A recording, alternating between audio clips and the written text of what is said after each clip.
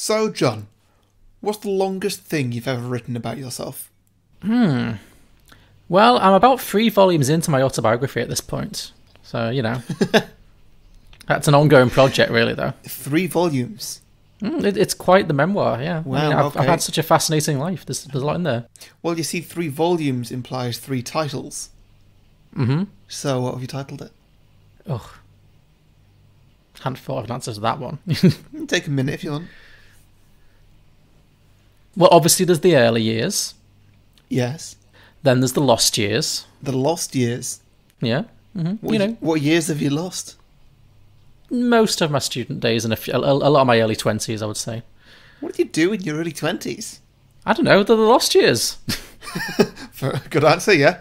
And I guess that brings us to now, the golden years. I think you can do way better title-wise, John. Well, you stumped me. This was supposed to be a cute little bit, and you made me do specifics. So, what do you want to do?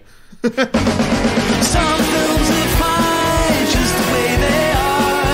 Other films sometimes take it way too far. But really, how bad could it get? Let's go beyond the box set.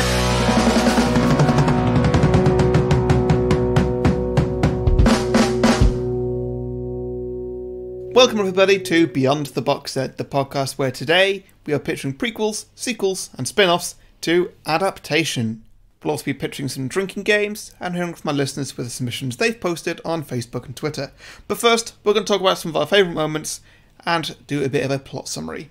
I am Harry, the host with the most hair. For now. What do you mean for now?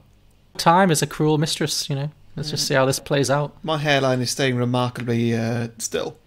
I know your brother. I know what's coming. We've both seen what's coming. And joining me always, the co-host with the most qualifications to start a writing career, is John Lucas. But some might say I already have one, but sure. Yeah. Do you, though? Do you? I write on a daily basis in my day job and in this, whatever this is. Whatever this is. Yeah. Okay, sure. Yeah, I'll take your word for it. Right, John, so Adaptation. Why do you pick this? Why did I pick this? This is just one of those interesting little films that's been on the back burner for a while, and there never felt like there was a right time to do it.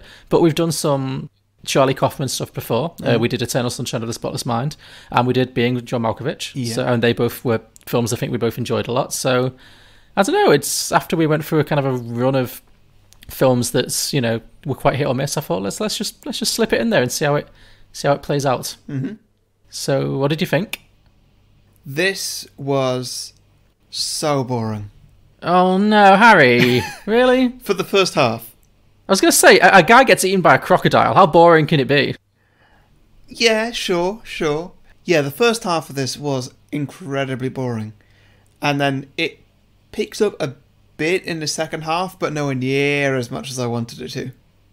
Okay.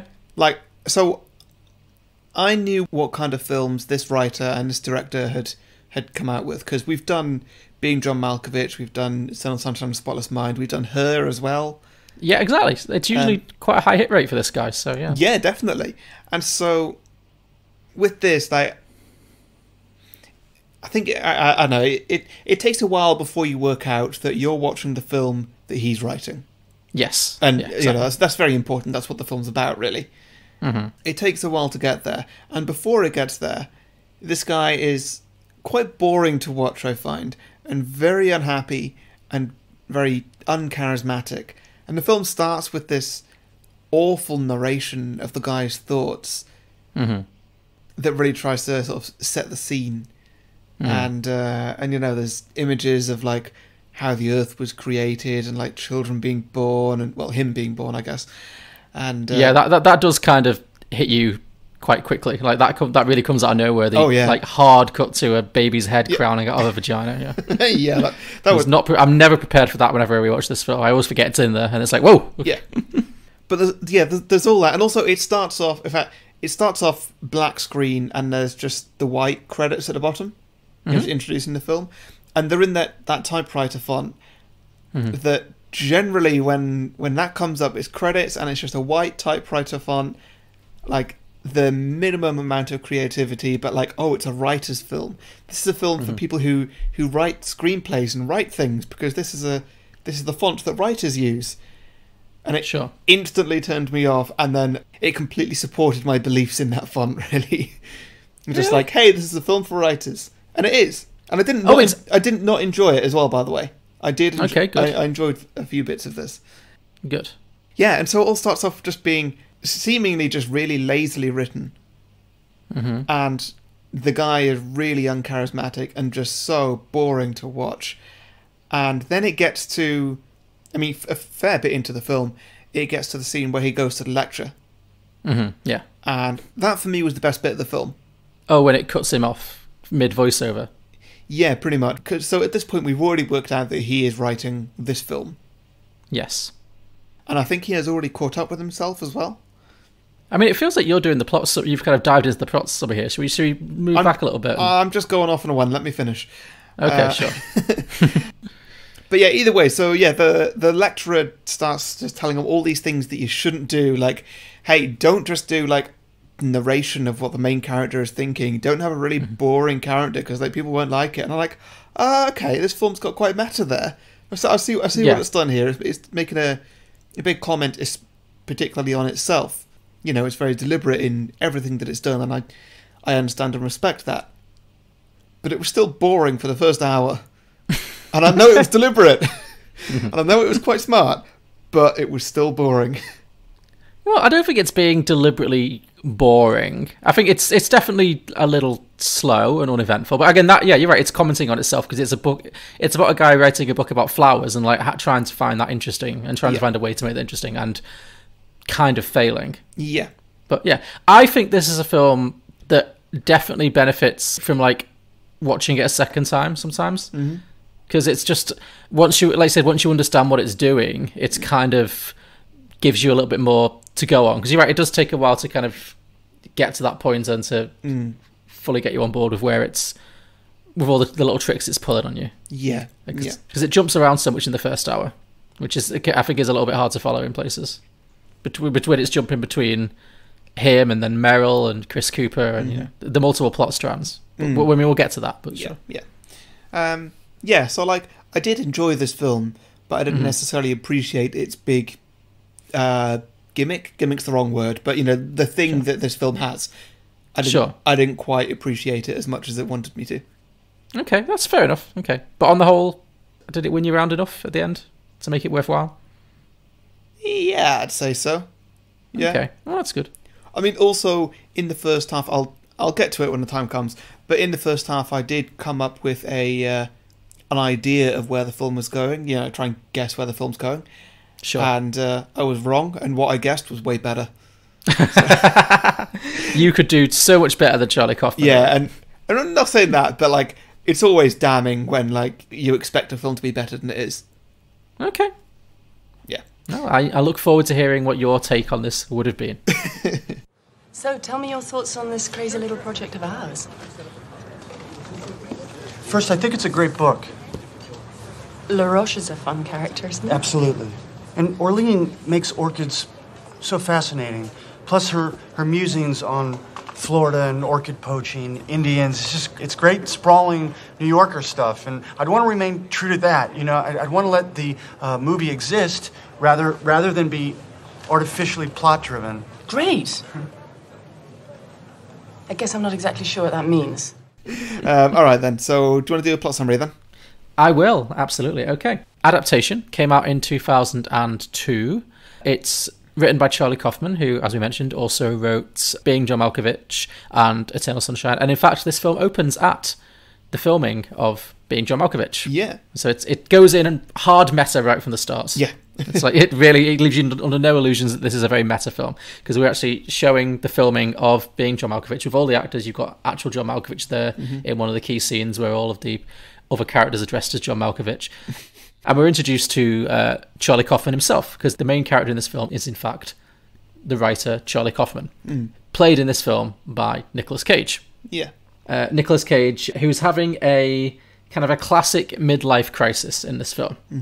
As you mentioned, he's kind of filled with self-loathing. The film opens with this like very long monologue of all the things he hates about himself, and that kind of continues on through most of the film. Really, he's just basically had this huge success with John Malkovich. It's been very acclaimed, and he's kind of got this really good reputation in Hollywood. But he's very neurotic, and the film kind of opens with him taking on a new project to adapt a novel, a popular book that's been written by a New York journalist called Susan Orleans, who's played by Meryl Streep. Yeah.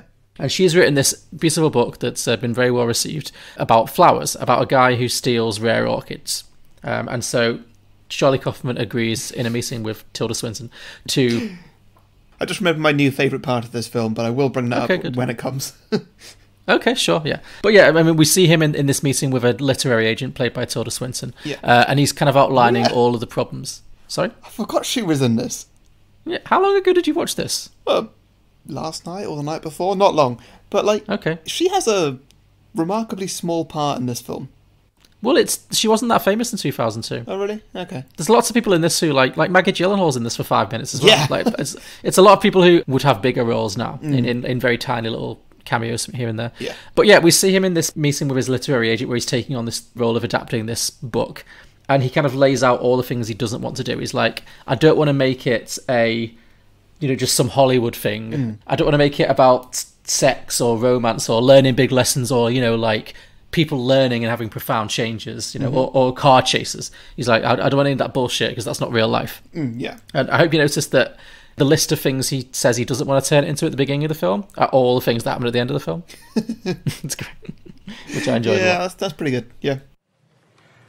I guess we thought that maybe Susan Orlean and LaRoche could fall in love. Okay, but I'm saying it's like I don't want to cram in sex or guns or car chases, or characters, learning profound life lessons or growing or coming to like each other or overcoming obstacles to succeed in the end. I mean, it's the book isn't like that, and life isn't like that. It just isn't. And I feel very strongly about this. So this book he's agreed to write a screen adaptation for. It concerns this quirky character called John LaRoche, who's played by Chris Cooper, who steals rare orchid plants from nature reserves. And the book is written from Meryl Streep's character's perspective as this journalist, as she kind of investigates his story and learns about him and the relationship that they kind of strike up over the course of her creating the story. And then the film that we're watching, Adaptation, kind of cuts between these two stories. You've got Nicolas Cage as Charlie Kaufman trying to write the adaptation of the book, and then you've also got Meryl Streep and Chris Cooper kind of playing out the actual story of the book. So that's kind of the plots, the interweaving plot that we see. So Nicolas Cage starts attempting to adapt the book. He very quickly hits a dead end. He can't figure out a way to make this story interesting from a screenwriting perspective, because it's a very kind of internal, small story. There's not a lot of like big incidents in it. There's not like a lot of sex, drugs, and rock and roll in it. Yeah. So he doesn't want to do something cliched, but also he can't figure out a way to make this into an interesting film. You might say he never succeeded. But this kind of starts to really drive him crazy. He's feeling a lot of pressure. He's getting a lot of pressure from his agents, and because he's had this huge success with Malkovich, everyone's kind of expecting him to do a classic Charlie Kaufman kind of thing, something really clever and meta, and he's really kind of railing against that a little bit, and it's just kind of driving him insane.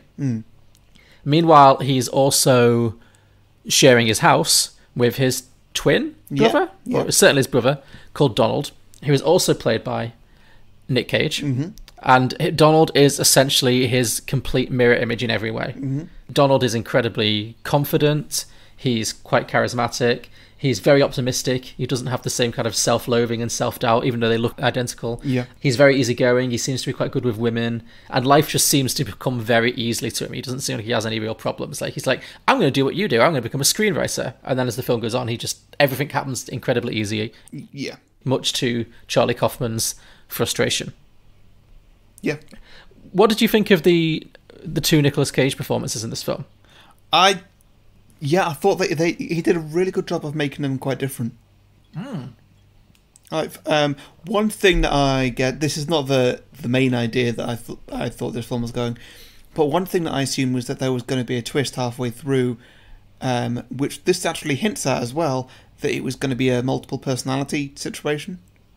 But yeah, like his brother Donald even talks about, building a multiple personality disorder into my script. And I'm just like, well, there's some foreshadowing right there. Sure. Well, it kind of, again, there's layers upon layers of this, because in the film that we watch, Adaptation, that's not the case. The brother seems to be real. But in real life, Charlie Kaufman doesn't have a brother called Donald. That's right, yeah. And he did actually make him up. But even though he made him up, he's credited as co-writing the film. Yeah. On the credits. And he actually got nominated for an Oscar. Oh, really? For Best Adapted Screen. Yeah. I think he might be the only made-up person to ever be nominated for an Oscar, because at the Oscars, when this was nominated for Best Adapted Screenplay, the award was he didn't win, but the award was credited to Charlie Kaufman and Donald Kaufman, even though there's no such person as Donald Kaufman. So it is about a multiple personality disorder character in a way. Like it is a made-up character, but in the world of this film, he's real. But yeah, I was really seeing it as a big multiple personality thing, because they really are. You thought it was a Fight Club situation, sort of thing, yeah. Like they are the polar opposites while also being identical. Yeah, absolutely. I think that's very deliberate. Yeah. Yeah. So, but yeah, I think it's really interesting, because I think Nicolas Cage is someone you expect to do so much big acting. You know, like that's what he's famous for. Like he's such a ham. He's so over the top and everything, and that's what you expect when you go and see a Nicolas Cage film. And it's so rare to see him just doing quite subtle stuff, because there are no Nicolas Cage moments in this movie. You know, and I mean that as a compliment. Like I don't mean that like. But also, I love Nicolas Cage moments. You know, that's what I like for Nicolas Cage. So you know, but there's no like vampire's kiss moment in this. There's no the bees. Oh God, the bees. You know, there's none of that at all. He's just playing two very subtle but very clearly distinguished characters. Yeah. And it's really interesting to see him do that, because he does it so really. Yeah, and that man has a very hairy chest. He does. Well. I thought it was really interesting, because he's kind of I think he's wearing a fat suit, but he's played himself as a bit heavier. He's got like this crazy curly hair that's kind of he's balding, so like it seems like fatter Nicolas Cage with curly hair is basically Gene Wilder. He looked so. Did you think he looked so much like Gene Wilder, the guy who plays Willy Wonka? It, yeah. It was crazy. I was like, my God, that's what Nicolas Cage would look like if he'd looked a bit like this. Like. But you're right, he's a very hairy man. Yeah. Yeah. Such a carpet he's got on his chest. Yeah, all right. Sounds like it made an impact on you. Which is a big surprise. What, did you think he'd be smooth, kind of a smooth shaven? No, but I just wasn't expecting it. All right, okay. What? Yes. It was notable. Shut up. Move on. All right, fine. No, it's fine. You're right. He's got quite the rug there. Were you jealous? I mean, I am looking right now at your rather pitiful little sproutings peeking out of the duvet. So. Shut up! I'm not jealous. Get off me, listeners. My home studio is just me in bed, so I'm just naturally topless. Such a treat for me. Anyway, so the main plot of this film really concerns Charlie Kaufman as he really struggles to figure out a way into this story. And he kind of, as you mentioned, he kind of drives himself nuts trying to find different ways to make it interesting and make it cinematic. And we see that kind of shown on the screen, the different ways in which he does that. Like, for instance, the montage at the beginning that you mentioned with the kind of this very grand kind of dawn of time kind of story that he kind of tries to make happen. Yeah. And then he starts trying to write himself into it, where he starts to try and write a story about him struggling to write the story. But then he decides that that's too pretentious, and he's just so filled with self-doubt that he decides that doesn't work at all. He almost scraps it because he can't figure out a way to bring it to a satisfying ending. All the while, his brother just keeps wandering into shot every now and again going, did another chapter, I've sold it for $5 million. Like, it's yeah, it's good. It's just completely at ease, completely like no struggle whatsoever, and it's just driving Charlie Kaufman utterly bonkers. Yeah. I think this might be... Was this the bit where the script kind of caught up with itself? Yeah, it kind of happens around the midpoint, I'd say. Like, it depends. Like, there's little hints here and there, but yeah. Because this was the point where I was like, okay, here we go. The script has caught up with itself. Now the film's really going to kick into gear. Because the first Do you mean when he decides to make it about himself struggling to write the book? Yeah. Yeah, okay, sure, yeah. That's about the midway point, yeah. Yeah, because the whole film so far can be building up to that point, I felt. And the way that I thought it was going to go was that he starts writing his own future.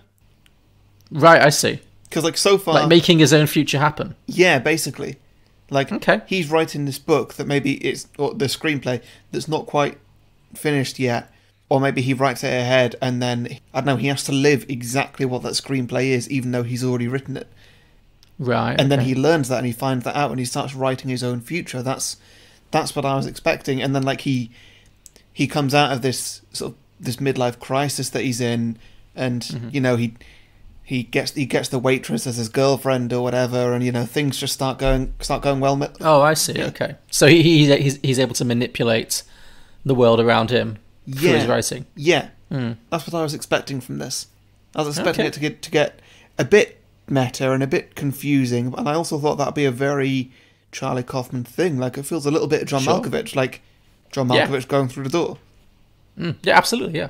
Yeah, and so I was just really excited to see that happen and see how it was going to go, but then it didn't. And what did happen, I found, I mean, it still had some entertaining value, definitely, but I found it fairly disappointing. A man gets eaten by a crocodile! Yeah, but, like, what the rest of the film is about. Sure, okay, fine. I'm not saying it didn't have exciting moments, but, like... Sure. I think after this point, there's not really much more that this film has to give. Like, if you think... If I ask you now, in one sentence, what is this film about? It's about the struggle of creativity, I guess. Basically, yeah. It's about Charlie Kaufman writing himself into a story because he has no better idea.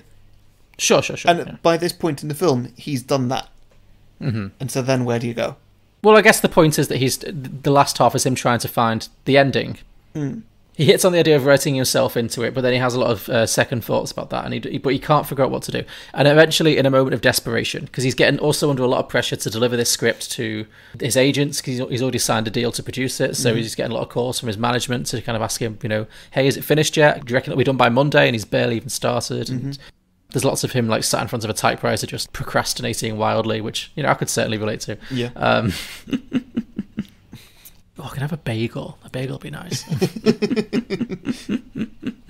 And yeah, he even has a moment when he almost runs into Meryl Streep, who is the writer of the book he's working on, who he's never met at this point, but he chickens out because he's too scared to meet her. But then he decides that he does need to meet her to kind of try and figure out a way to end it all, to end the story.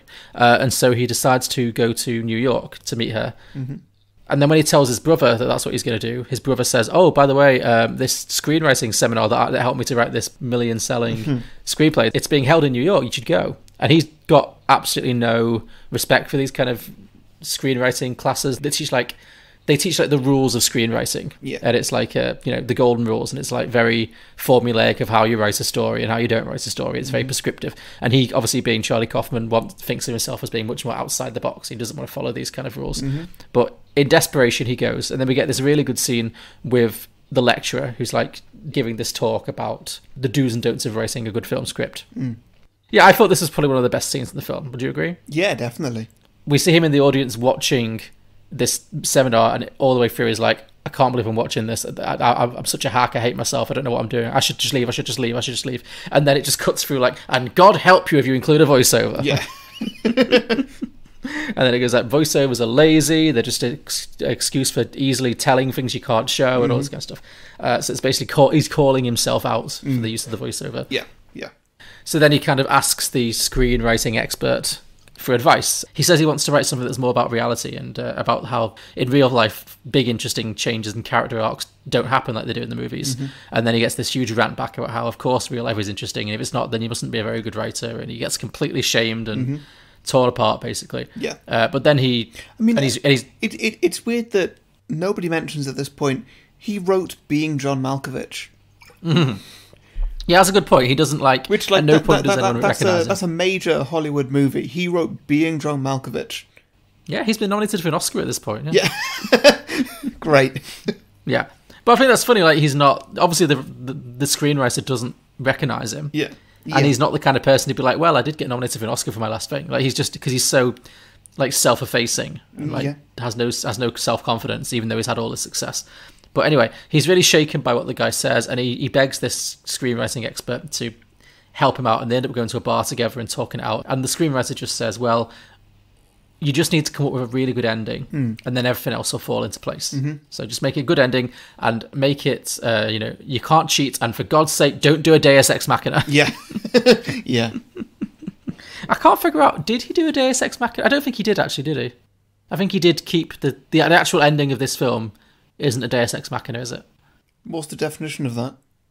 It's when something out of nowhere solves the problem, right? Yeah, but I was wondering if, like, does the crocodile... Is that a Deus Ex Machina? I don't think so. I wouldn't say that counted. Because it's more like something... Because that's been established previously, like, that they're in a swamp with a crocodile. Yeah. That's hinted at from, like, really early on. You see the shots of yeah, you do. Chris Cooper and Meryl Streep wading through all the crocodile-infested waters. So, no. I think it actually doesn't do a Deus Ex Machina. I think my favourite bit of this movie is when they're wading through the swamp, and they finally, like, after getting lost and everything, and Meryl Streep has had it. Like, she's hot, she's sweaty, she doesn't... Oh, this is just when it's Chris Cooper and Meryl Streep, yeah? Yeah. In the kind of alternate storyline. Yeah, a bit earlier in the film. And, like, Sure. and she hates this guy at this point, and, like, he's gone off in a huff at one point, and they're lost. And eventually, they find this orchid. And she sees this orchid in its natural habitat for the very first time, and she's like, oh my God, it's just a flower. Yeah. I burst out laughing at that point. I was like, oh my God, I love you, Meryl. You're the best. She's the best thing in this film.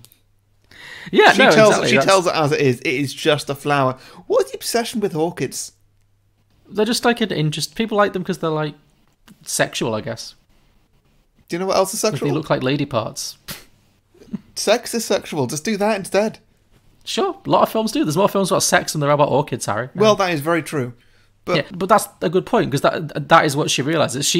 Her character is kind of searching for the deeper meaning behind LaRoche's obsession with the flowers, and she says that she's never been obsessed with anything in the way that he's obsessed with the flowers, and she really wants to find, like, the deep meaning in what he's doing, and so she kind of tries to glob onto it a little bit, and she builds it all up in her head, and then when she finally sees it, she's like, oh, it's just a flower, and it doesn't mean anything to her. Yeah. So, and she's disappointed. Yeah. So, yeah.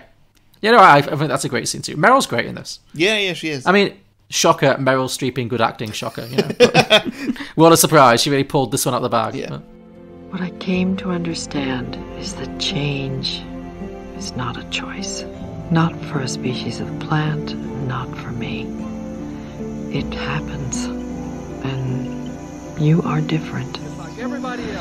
Maybe the only distinction between the plant and me is that afterward I lied about my change. I lied in my book. I pretended with my husband that everything was the same, but something happened in the swamp that day.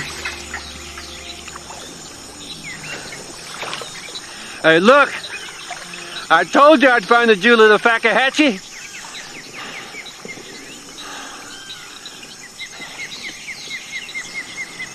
It's a flower.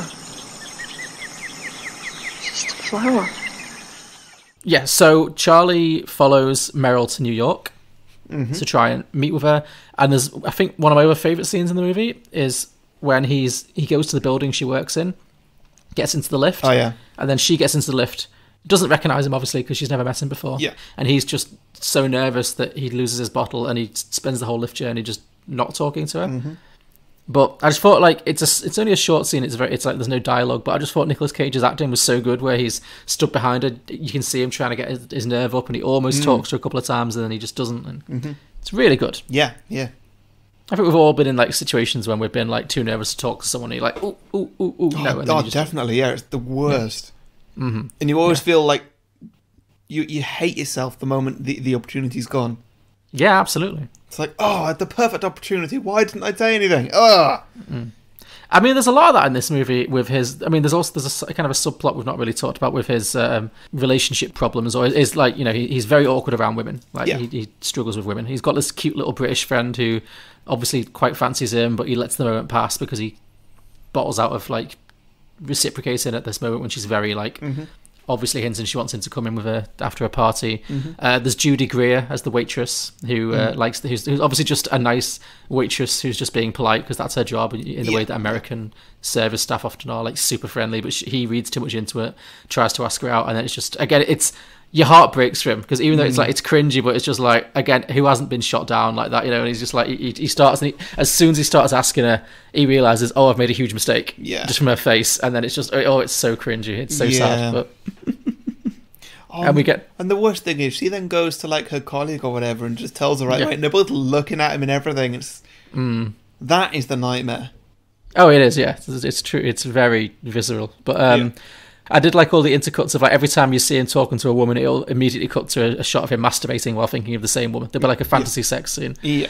I mean, the thing that really made me laugh, I don't know if, I'm sure you noticed it too, is this came before Arrested Development, this film. Oh, yeah.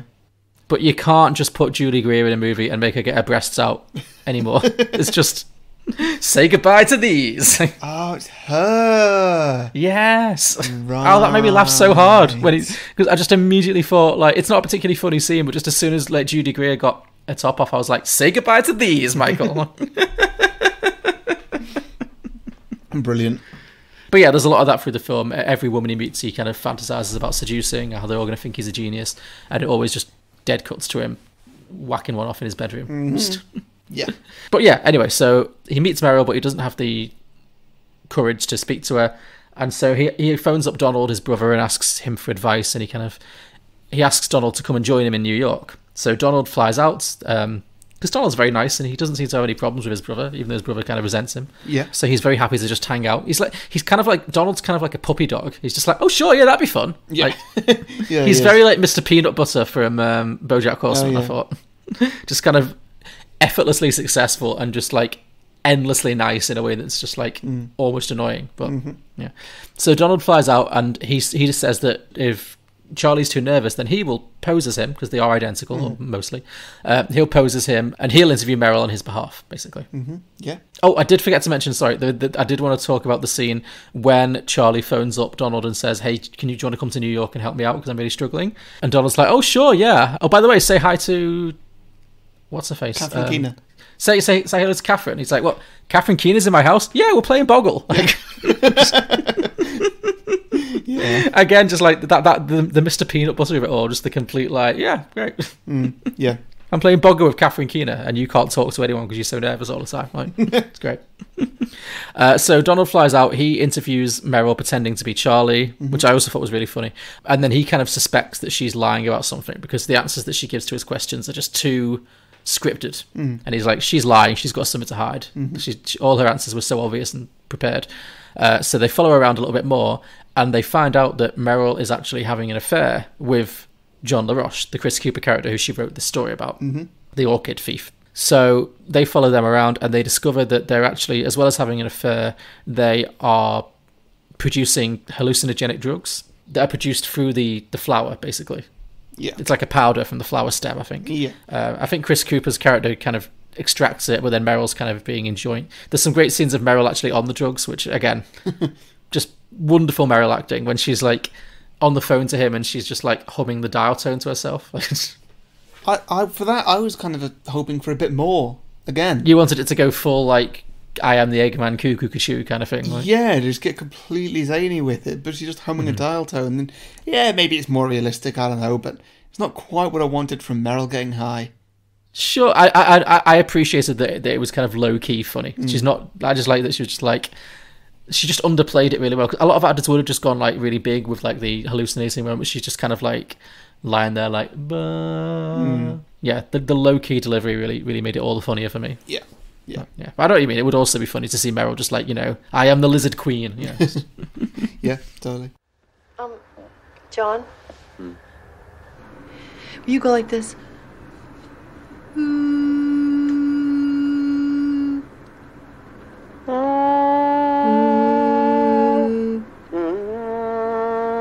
No, keep going.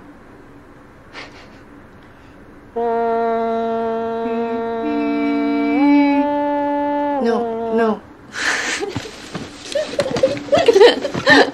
I'm trying to make a dial tone, and you have to sustain, and then I will join you, and together. See, I can't do it by myself. Okay, which one do you want me to do? Yes. Here we go.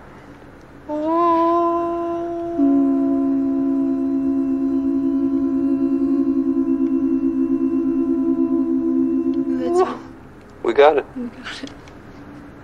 That's fucking amazing. So anyway, Charlie finds Meryl and Chris Cooper in this little drug den that they've got together, and he starts spying on them, and he is discovered. So they chase him through the house, and Meryl recognises him because she obviously met his identical brother early on, thinks it's the same guy, and she's like, wait, aren't you the guy who's writing the film about me?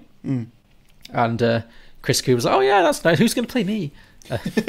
But then this really freaks Meryl out. She's like, have you been spying on us? Have you seen all this? You've seen that we've got this drug den and I'm having an affair with this guy, because she's married to another guy. Is she? Does he have a partner? He's barely in the film. He's in like 2 scenes. But yeah, she's got a husband, so she's been caught having an affair with this, like, you know, quite odd, shady character who she's also written a book about, which would be a bit scandalous. And also, yeah, they're producing illegal drugs. So Meryl has a think about this, and then she goes, we're going to have to kill him. Yeah. And that's when the film really takes a 180 in a way that really made me laugh, because it really ramps things up a notch. And so yeah, she decides that she's going to have to kill him to protect her reputation. So her and Chris Cooper drive Charlie out into the middle of nowhere. She's like pointing a gun at him, but unbeknownst to them, Donald, the twin brother, is hiding in the car as well. Yeah. So just at the point when Meryl's about to shoot Charlie, Donald jumps out, knocks Meryl over, and the two brothers like run away into the wilderness and they have to hide all night. Yeah. And so they're hiding from Meryl and Chris Cooper in this kind of swamp area. They have this little heart-to-heart where Charlie admits he's always been jealous of Donald and he doesn't take his writing seriously. And they have this nice little anecdote about love and the meaning of love and why Donald is so much more optimistic than Charlie, and even though they both get made fun of a lot by other people. And it's nice. It's a really nice little moment. Yeah. And then they kind of fall asleep together, having reconciled. The next morning they wake up and try to escape, and Meryl and Chris Cooper discover them and shoot at them, and Donald gets shot in the arm. And as they're driving away, Charlie crashes his car and Donald is thrown through the windscreen and killed. Yeah. Very dramatically. Then Charlie runs off into the marshes, still chased by Meryl and Chris Cooper. Chris Cooper is then eaten by a crocodile.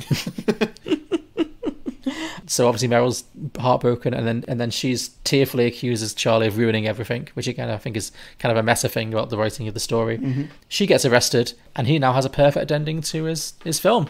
Yeah, I guess. And then the film ends with him finally finishing the book, because he's managed to give it an interesting ending. I mean, a guy gets eaten by a crocodile. It's pretty damn interesting. So it ends with him at peace. He's finished his work. He even gets up the courage to tell his cute British friend who's disappeared for the whole movie that he loves her. And it ends on just a sweet, optimistic little quirky note. Yeah, it does. And that's Adaptation. It's a silly film. It is, but it's a very clever film. Yeah. And I liked it. I really like it. Of course you did. Do you want to get us drinking games? Sure, yes. Go for it. Okay, so first one, obviously, drink whenever Nicolas Cage has a little bit of time with himself. Oh, every time he masturbates. Yes. Yeah, that's a good one. It's quite frequent. Yeah. I love the one where his brother just walks in on him. Yeah. That always gives me like so much anxiety when that happens in films, when he's just having to lie there like to pretend that's not what he was doing. Yes. Yeah. Yeah. Yeah, very good. Just every time Nicolas Cage masturbates or has a sexual fantasy involving a woman, which is mostly those scenes coincide, but he has them with all of them. I think there's Tilda and Judy Greer and Meryl and yeah, very good. Okay, drink every time Nicolas Cage is on screen with both twins at the same time. Oh yeah, that's good. That's a good one. I thought it was really well done. I couldn't really see the joins at all. No, it was seamless. Completely. Yeah, really impressively done. I don't know. I know that they used a lookalike in some scenes, but you really couldn't tell. Yeah, they did a very good job. Drink whenever Charlie is reminded about his deadline. Yes, that's good with the agents. Yeah, comes up a lot. Yes, it does. Okay. Any more? Yes, drink for time codes. Yeah, definitely. There's so much jumping around, because you've got the two plot lines coinciding. You've got Meryl's story and you've got Nick Cage's story. There's loads and loads of jumping around, and it's got to be deliberately confusing, right? Because it's impossible to follow. Where it's like 3 years ago, 6 years ago, 6 months later, 2 months later. It's like, what? Where are we? Yeah, I think it's deliberately supposed to be ridiculously hard to follow what time zone we're in at any particular point in the film. Yeah, which I did start finding particularly funny as the more it went on. Drink whenever Donald comes in and just mentions something that's going really well for him. Yeah, sure. Yeah. Just casually drops into conversation. Hey, it's over 6 million. Or Yeah. it's called The Free. I loved them. Yeah. Okay. Similarly, drink for references to their mom. Yeah. I found that little running joke really funny. Mom said it was dramatically taut. Why do you ask Mom how she feels about it then? It's classic like brother banter, I think. Yeah, it was. That's all I've got. Okay, my last one. Drink for a celebrity or future celebrity cameo or small role. Oh, yeah. Yeah. You know, we've got John Malkovich. And, I mean, all of the stars of Being John Malkovich appear in the movie. At Not certain points. John Cusack, though. Yes, he does. Does he? He doesn't have any lines, but he does. There's a bit where they're on set. When the two brothers are on set. Ah, they are, John yeah, Malkovich yeah. Together, Yeah. you just see him walk past. He doesn't have any lines. It's just a very short walk on. Yeah. Yeah, and then Catherine Keener has a couple of very short moments, and John Malkovich is in the beginning. And, but other ones, Maggie Gyllenhaal as Donald's girlfriend is in a couple of scenes. Judy Greer. Tilda Swinton. Even Tilda you could mention. I mean, she's got more of an actual part. She's probably fourth billed, I'd imagine, after the main three. Yeah. Did you know that all three of the main actors in this all got nominated for Oscars? Yeah, wow, that's pretty Nick Cage, Meryl Streep, and... In fact, this film only got 4 Oscar nominations, 3 for the acting and 1 for the screenplay. So, wow, pretty good. Yeah. And Chris Cooper won. He won Best Supporting. So, just drink every time you see a famous person in this film in a quite small role. Yeah. Cool, okay, well, shall we carry on then? Yeah, if you're done, absolutely. Yeah. Okay, so listeners, if you've enjoyed this episode, or if you enjoyed any other episode, then you might want to say thank you to me and John. If you do want to say thank you, then you can go to patreon.com/beyondtheboxset, where you can support me and John for as much or as little as you want. If you do, you get a few bonus features. You get a bonus show, where every week me and John review a film. Normally we review cinema releases, but at the moment we're just taking requests from anybody. You don't even have to be a Patreon, and we'll review your film for you.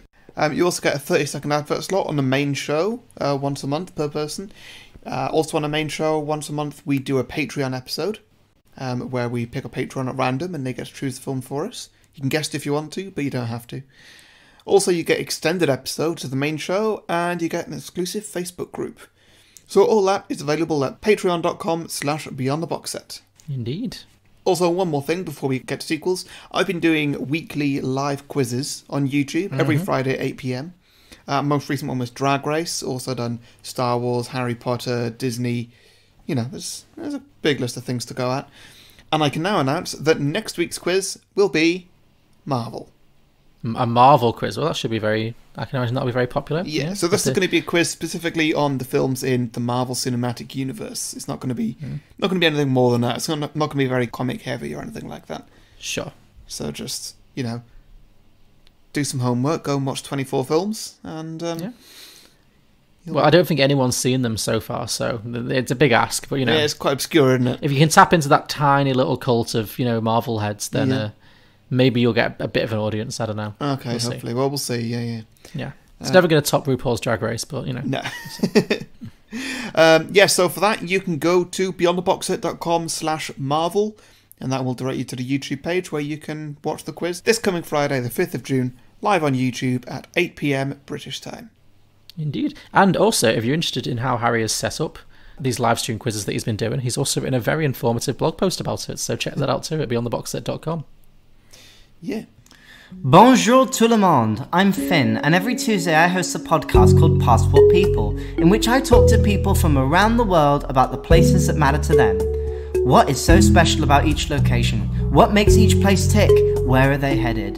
To join us on our round-the-world trip, talking to a diverse range of fascinating people from an incredible variety of professional and cultural backgrounds, search for Passport People in Spotify, iTunes, or wherever you get your podcasts.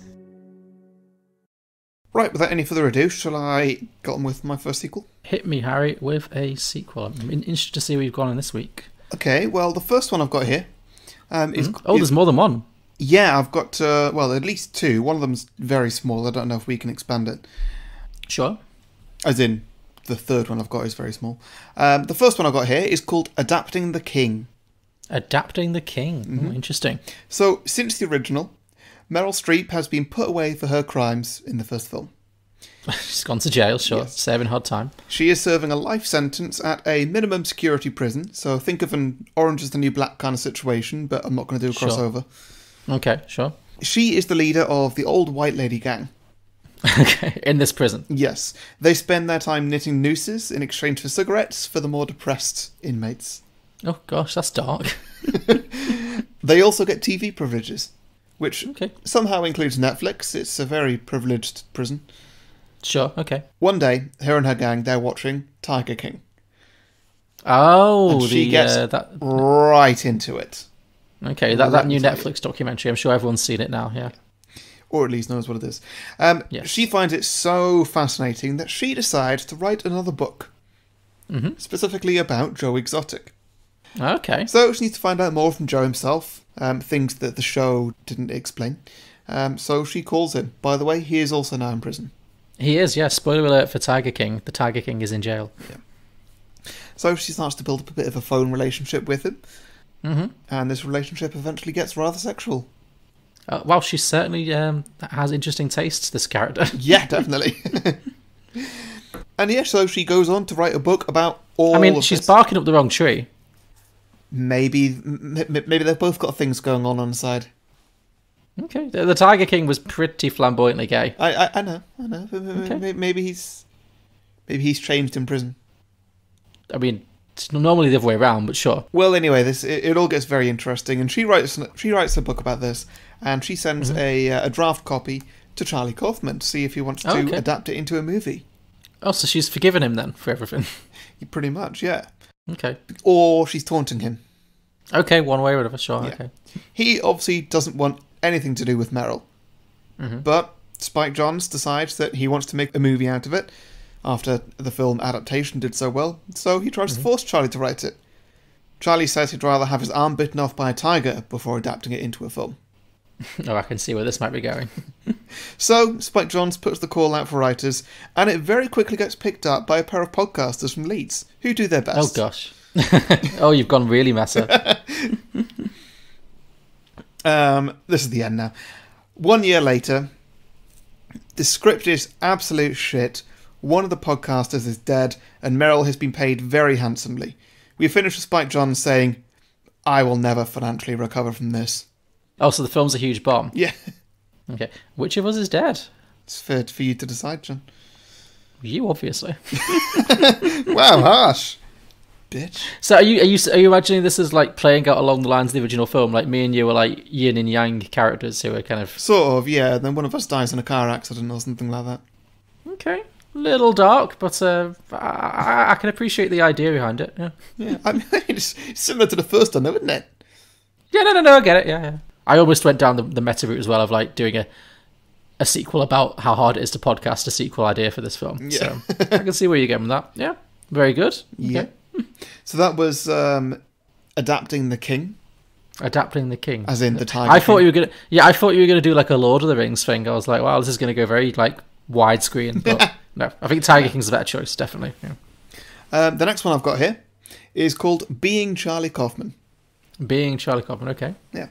So Charlie is going to be going about his miserable life sometime before the events of writing the script to Being John Malkovich.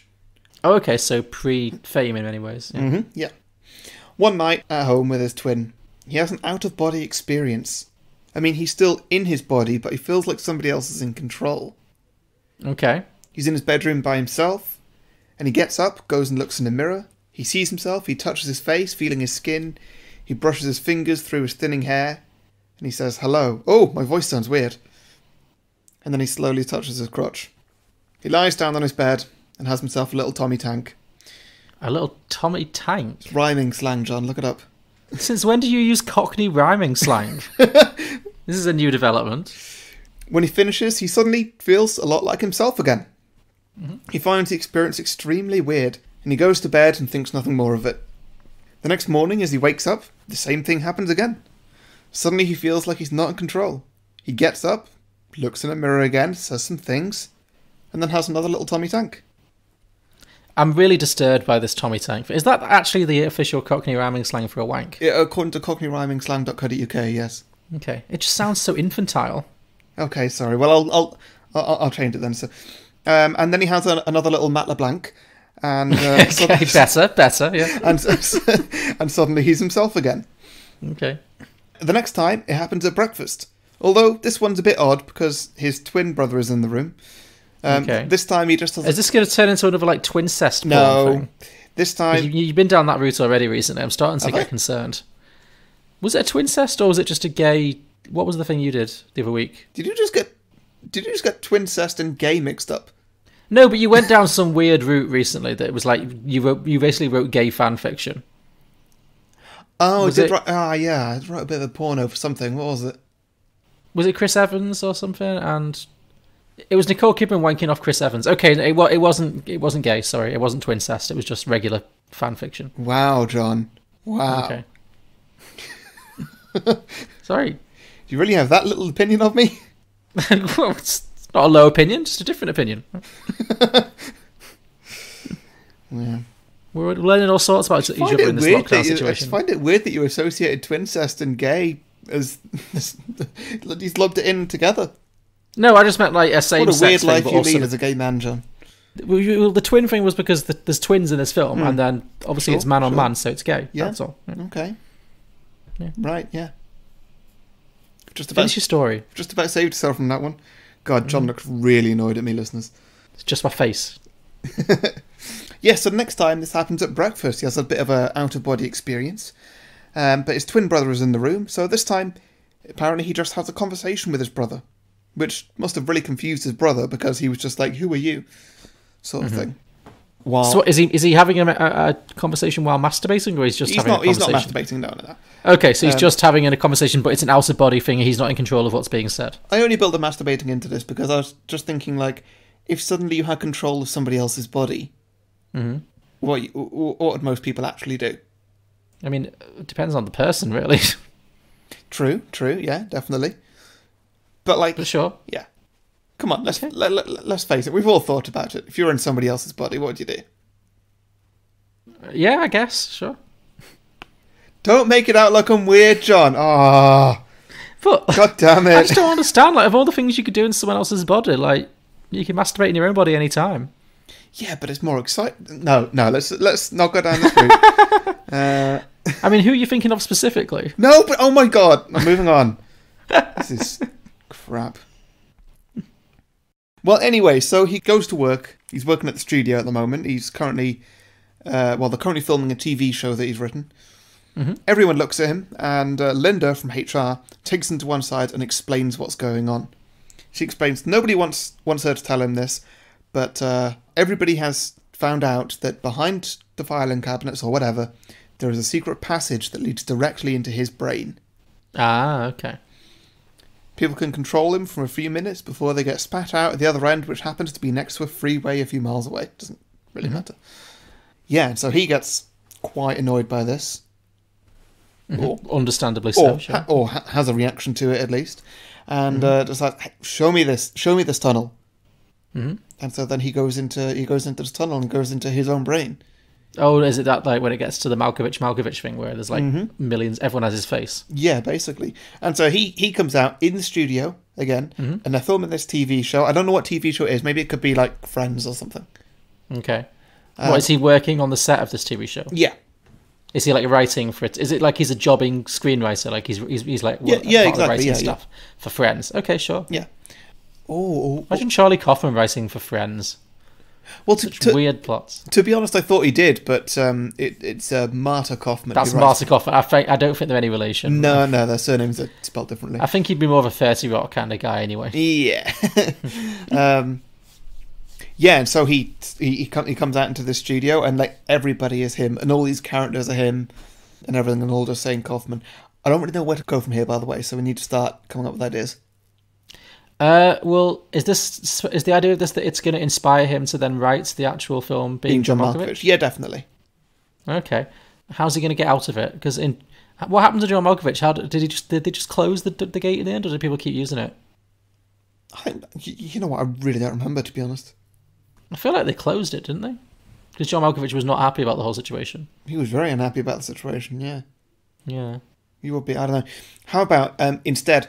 We have it with Charlie Kaufman who's like, okay, this is weird. and people are now paying to essentially be me for a few minutes. Like, people really want to experience my shitty life as this, depressed, middle-aged, balding man. To be fair, yeah, he's not. John Malkovich was a movie star. Like, what's the appeal for these people? I don't know, but for whatever reason, people want to go and be in his brain for a few minutes. They want to experience his life. And he's like, well, I feel like a bit of a failure everywhere else. So you know what? Great, let's do this. And so suddenly he's fully on board. Okay. And starts making money out of it, basically. So he just starts renting out space in his own head? Yeah. Okay. Yeah. Rent my brain. Okay, he just fully, he fully cashes in on it. Yeah. And then it inspires him to write a very successful film. Yeah, I guess. Sure. And maybe that's the secret to his creativity. Because he's got so many different people in his his creativity. Brain. Yeah, he's got all these different brains in his head. That's why he comes up with all these crazy ideas all the time. Because it's just, he's got everyone's creativity who shares his brain. And everyone's got their own weird little ideas. So. Okay, yeah, that makes sense. That could be good, yeah. That could be like, why is Charlie Kaufman got such an interesting view on the world? Why is he so meta? Yeah. Because his entire life is meta. Yeah. He's this composite of all these different consciousnesses. That could really go to like a very deep Charlie Kaufman multi-layered level. Yeah. Yeah. Cool, I like that a lot. Yeah, I like that. So that's being Charlie Kaufman. Being Charlie Kaufman, great. Yeah. Is there a third? There is, but let's not bother getting into it. My listener submissions get into it better than I do, so. Oh, okay, sure. Cool. Well, they were both very good. I like them. The second one in particular, despite all the weird revelations about your fantasy life. But, oh my god. That's a thread. No, there's been a lot of that since we've gone on isolation. I'm enjoying this little runner we've got. Oversharing. It's fine. Okay. You're the one who got homosexuality and twincest mixed up. Well, I'm not the first and I won't be the last. You are a homosexual, though, John. What does that say about you? I'm just saying. You've Listeners, never heard of twinning? Who's come out of this podcast the weirdest? Have you never heard of twinning? No. It's a very common thing. It's like, you know how some gay men end up going out with people who look almost identical to them? Do they? It's quite common. Yeah, a lot of gay men end up their boyfriends end up looking exactly like them. Yeah. And it's like, yeah. But there's definitely something going on with it. I don't know. All right. Okay. Well, so not only did you get homosexuality and twincest mixed up, but you just argued for it. You just argued a case for it. Not actual literal twincest, but you're weird, John. You're weird. It's a very common thing. Well, being John, into twins isn't uncommon. Take a minute, look in the mirror, give yourself a bit of a talking to. And a Tommy tank. If that's what, no, don't, no. All right, I'm done with this. Do your idea so I can go and throw up. All right, this protests too much. Right, okay. So I've done a sequel. So I'm doing a kind of direct sequel to the film.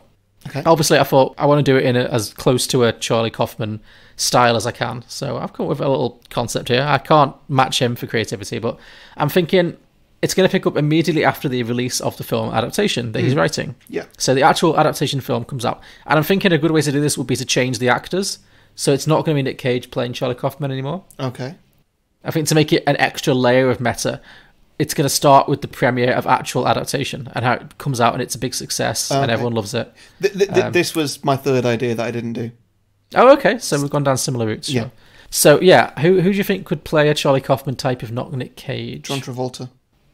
He's a bit old for the role, surely.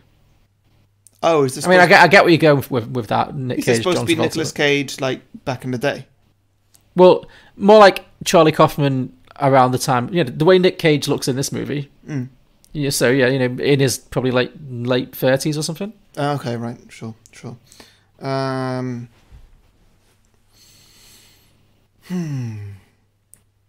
Who's unhappy, balding, and in their late 30s?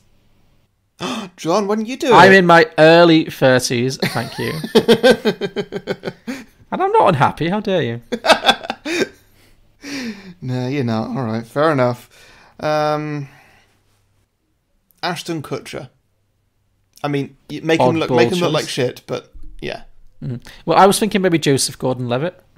Oh yeah, he's got a kind of a Nicolas Cagey potential to him, I guess. Sure.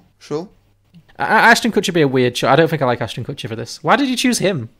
I don't know. I was thinking about Steve Jobs recently, I think. Oh, okay, sure. I mean, I've not seen him in that. Maybe that's a revelation, but he's not the right energy for it. I need a good actor. Yeah. Sure. Yeah. Let's go Joseph Gordon-Levitt. It doesn't matter. Anyway, so we pick up at the premiere of Adaptation, the movie, and we see how it's a huge hit. And once again, Charlie, much like with John Malkovich, he gets rave reviews. Everyone loves it. It's a huge success. We'll see him at the Oscars with, and I think we can have cameos from Meryl, Nick, and Chris Cooper all playing themselves, and how they all thank him for, writing these amazing roles that have given them all these huge, accolades. And it's great. But of course, him being him, Charlie Kaufman being Charlie Kaufman, he's still incredibly socially uncomfortable and awkward, and he's not enjoying himself in the slightest at the Oscars. Yeah. And all the success, he can't really appreciate it because he's too neurotic. And even though he's found a way out of that one movie, that's still his personality. So he's still struggling with all that stuff. Anyway, so the Oscars end, the hype dies down, and the time comes for him to start looking at what his next project's going to be. One thing's for certain, he decides he's not going to try and adapt anyone else's work again, because that was just far too stressful. Yeah. So it has to be an original thing this time, much like Malkovich. Yeah. So he has to come up with a new original idea. And everyone, again, is immediately on his back. All of his agents and all his management are like, come on, Charlie, you've got all this red-hot hype from Adaptation. You got Oscar-nominated, it was very successful. What's the next thing? Let's build this momentum. Let's build on it. Don't waste this time. So he's under all this pressure to grab the moment, and it freaks him out. And once again, he finds himself right back at square one, where he's got complete writer's block, and he can't think of anything to do for his next idea, and it's causing him to completely spin out again. And just as he's hitting this kind of rock bottom moment where he's avoiding all of his calls, and he's locked away in his apartment trying to get an idea together, and there's just nothing coming, and he's right on the edge of rock bottom again, and he gets a call saying that his late brother Donald's film script, the one for the thriller, The Free, has finally been optioned and is going into production. Right, okay. Yeah. At this point, he's very confused, because obviously this is the Charlie Kaufman who wrote Adaptation. So he's like, but Donald isn't real. Donald never existed. He's just someone I wrote for this story. Yeah. There is no script. He didn't exist. And the guy at the other end is like, oh, Charlie, you're such a character. Of course he's real. I've got the script right in front of me. And it's been sold. And everyone's going wild for it. And we think it's going to be a huge success. And it's going to be a great tribute to your brother's talents. And so Charlie's completely bewildered.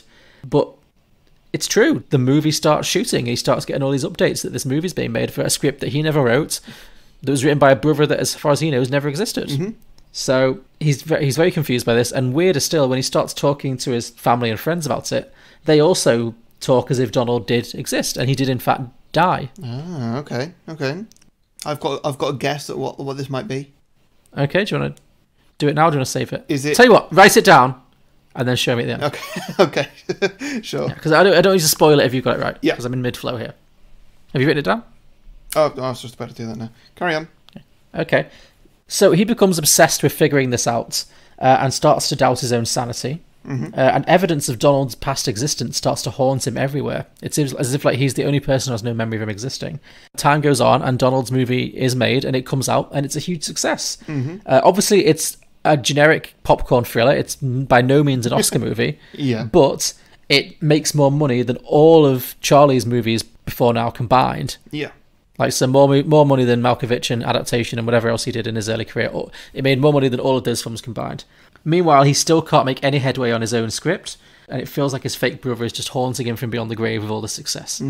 Eventually, all of the pressure and resentment and confusion about this weird fake brother situation causes him to have a full meltdown, and he decides he just has to get out of LA for a while. He has to just leave the city and run away and go on holiday or something. Yeah. So he's frantic. I'm thinking he's frantically throwing all things into a bag, and it's a last minute decision, and he's just in his room flinging everything into a suitcase. And as he's doing that, he comes across a business card in an old pair of jeans for a company called Lacuna. He doesn't recognise them at all, so he calls the number and asks for some more information.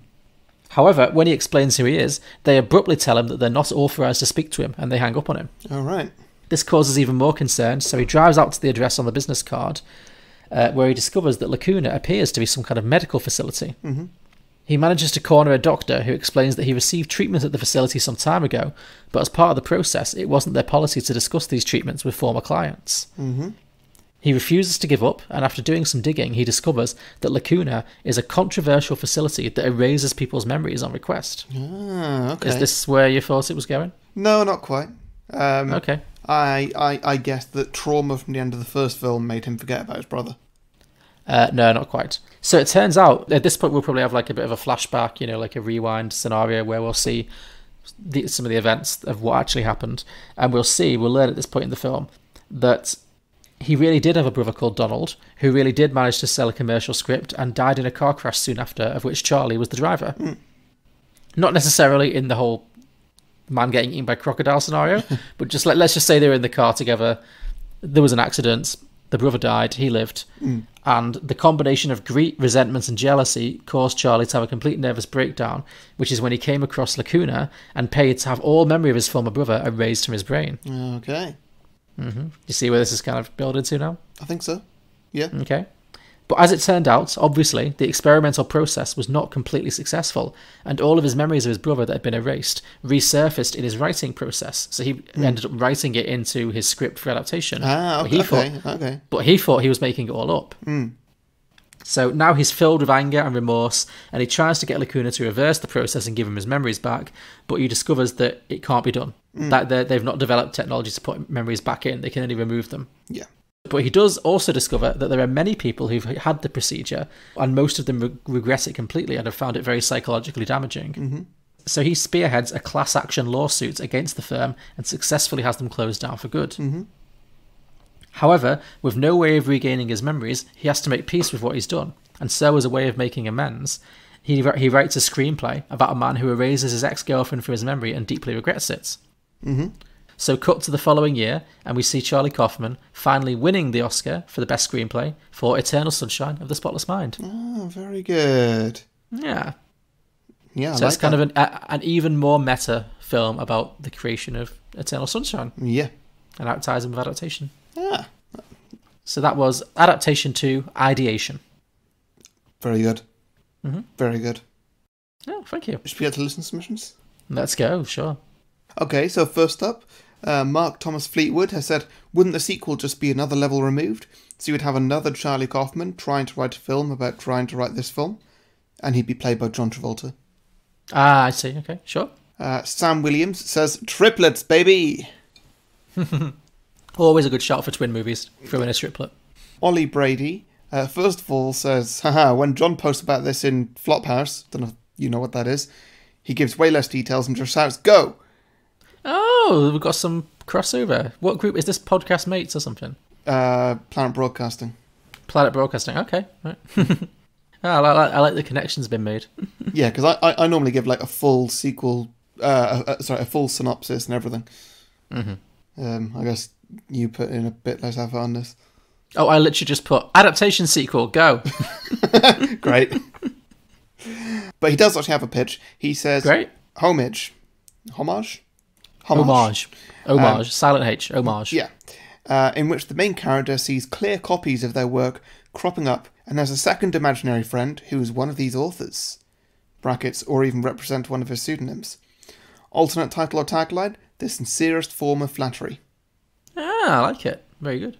Santeri Rakonen says Charlie Kaufman is forced to become a staff writer on a Big Bang Theory type show. Oh dear, I don't think he'd like that. Nicolas Cage plays every character and crew member except for the leading lady who's played by Laura Dern. Okay, I can see that. A bit of a David Lynchy kind of vibe as well. James McLean says, turn your head on Kauffman. Oh God. It's terrible. That's terrible. When Charlie is diagnosed with COVID, he tries to write his own obituary, which proves harder and more batshit insane than you'd think. Okay. You know what? I thought that was just going to be a terrible pun and nothing else, but there was an idea attached, so he won me round. I've come back round on that one. And the last one I've got here, from Ryan Meacham, Nicolas Cage plays Charlie Kaufman again, where the studio wants a reboot and wants Nicolas Cage to play Charlie Kaufman. But Charlie Kaufman doesn't want that. So he tries to write a script that Nicolas Cage wouldn't want to be a part of. But every draft just interests Nicolas Cage even more. Yeah, I don't think there's any way to write a script that Nicolas Cage will say no to. I think he just picks up from his agent, calls from his agent and just says yes. Like, yeah. Not exactly high quality control these days as poor Nicolas Cage. No. And that's all I've got. Cool, very good. I have a few as well. Mike Carey said, now Nick Cage's character has to make a new movie based on the board game Operation. Oh, yeah. Yeah, Adaptation, Operation. Yeah, so it's like a reimagining. Adam Kushner said an extra meta sequel where Susan Orlean, again played by Meryl Streep, attempts to write a novelization of the movie Adaptation. Mm-hmm. So it's about her writing the novelization of the film about the book that she wrote. Okay, yeah. Layers and layers and layers like that. Drew Mancini said, it's called Original Screenplay, and it's an upbeat comedy from the brother's perspective while he's writing The Free. So it's the same story, but as told by his kind of happy-go-lucky brother. Yeah, sure. Cool. I don't know if that means it's going to end in his untimely death or what, but sure. Dennis Fanning said rebootation, adaptation, rebootation. Very much, for today. Over on Twitter, Cinema Adventure Pod said, the sequel to this would be the anxiety of having to promote it when it comes out. So the anxiety Charlie Kaufman suffers when this adaptation film comes out and he has to promote it. With a side quest involving tigers this time for some reason. And finally, Next Best Picture Pod at Next Best Picture said, my God, I love this movie. I'm not sure how one would do a sequel, but Kaufman has had a rough time in the Hollywood film industry recently, and it would be interesting to see a documentary on his career one day. Yeah, because Charlie Kaufman had these 3 huge hits, 3 very acclaimed movies with Malkovich, Adaptation, and Eternal Sunshine, huge success. And then since then, he's done some films that have been well reviewed, but have all bombed, and he's had a really hard time to get films made. It's quite sad, actually. So that could be an interesting story, to potentially a slightly bleak one, but about his struggles in Hollywood. Yeah. After that golden period of success that he had. So, yeah, very interesting. So thank you everybody for those sequel ideas. We ask for your listener submissions every week, a few days before we record, by putting posts out on Facebook and Twitter where you can post your ideas. So make sure you like and follow our pages if you don't want to miss out. To listen to more episodes of Beyond the Box Set, you can subscribe and browse our back catalogue on any podcasting platform, including iTunes, Spotify, Google Play, and many others, all of which you can also leave a 5-star review if you like. It really does help us out. As mentioned before, we're also available on Patreon, which is exclusively for the people who would rate us more than 5 stars if they could. You can find all the links in the description below or at beyondtheboxset.com. And next week, Harry, I'm tossing the ball back to you. Listeners, do you ever feel that, especially given lockdown, that everything starts to get a bit repetitive and you just feel like you're just doing the same thing again and again every day? I know I do. You get up, you have breakfast, you wait for Louise to go and take the dog for a walk. Meanwhile, you give yourself a little Matt LeBlanc. And wow. And just everything just gets the same, and all the days kind of merge into one. Well, welcome everybody to Beyond the Box Set's new season, where we are going to be doing films that do the Groundhog Day thing. Ooh, okay. First up is going to be Groundhog Day. I mean, it's an obvious place to start, yeah. And then his second up going to be Groundhog Day as well, and then third and fourth, and we're just going to do Groundhog Day every week for eternity now. No. That would be quite meta. But it would, but it would also be quite boring. Yeah, so next week, Groundhog Day. Oh, that should be fun. I love that film. Yeah. Yeah, it's been on my list for a while, actually, and yeah. Yeah, same. Good shout. Let's see how it goes. It'd be good to come back to it. I've not seen it in a very long time. I'm interested to see if doing multiple films on a Groundhog Day theme will make writing the sequels feel like Groundhog Day. Yeah, I'm quite interested to see how this theme plays out as well, to be honest, because I've got 3 ideas, including Groundhog Day, and they're all very different films. Yeah. I think. 2 of them might be a little bit similar. I don't think so. But I'm just wondering if they're going to feel, extremely similar. Sure. Well, only one way to find out. Yeah. Cool. Next week, Groundhog Day. See you later, everybody. What was it? See you later. Thanks. Bye. Bye.